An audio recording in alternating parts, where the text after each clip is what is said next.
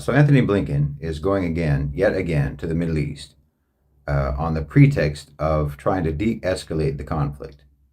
Now, this is just another example of how out of touch the U.S. is. And by out of touch, what I mean is that they're out of touch and that they actually think that everyone is stupid. Everyone in the world and everyone in the region. Now, people in the region never were stupid. The people in the Middle East were never stupid. The people in the world were never stupid. Everyone has always known that de-escalation is not in the American lexicon. But in the past, everyone had to pretend to be stupid and just go along with the charade because America was so powerful. So Blinken is going to the Middle East pretending that he's there to try to avert a broader war. But this is right after the U.S. threatened to conduct major military airstrikes against Yemen. And they're talking about attacking Iran. But they think we're supposed to believe. In light of this, we're supposed to still believe that the Americans are on a mission to de-escalate the crisis.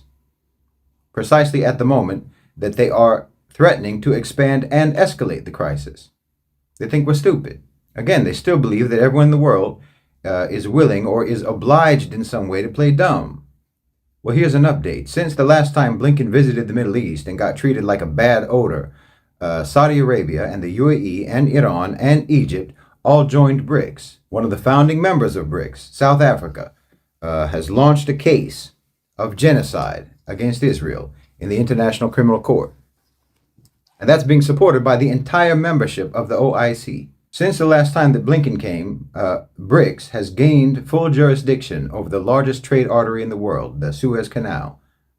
And the Red Sea has been functionally taken over by Yemen. The Middle East and the Global South have circled their wagons, and they're standing in formation. There has been an unprecedented level of coordination and unified policy between all of the countries in the region and even beyond the region. I mean, don't think for a second, this is in my opinion, don't think for a second that it's a coincidence that South Africa is the one that's launching the genocide case against Israel.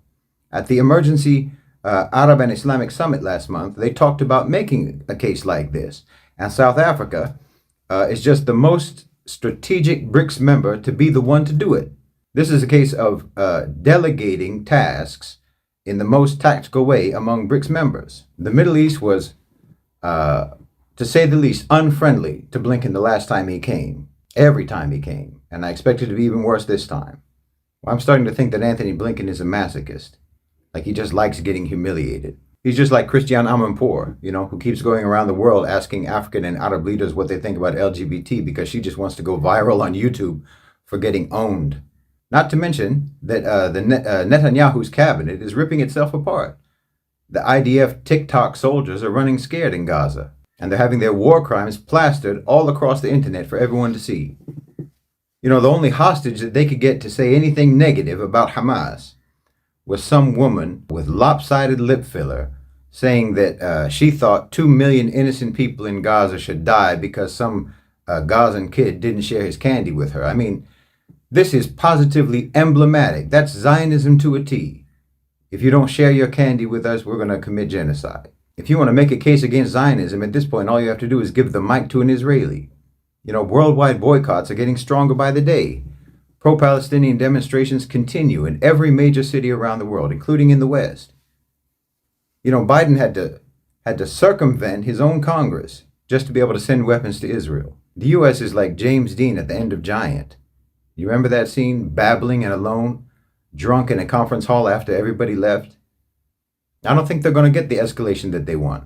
And they're certainly not going to get any credit for any de-escalation that happens. They've lost. Truly. They have lost, and they are lost. The train has left the station, and they haven't even packed yet.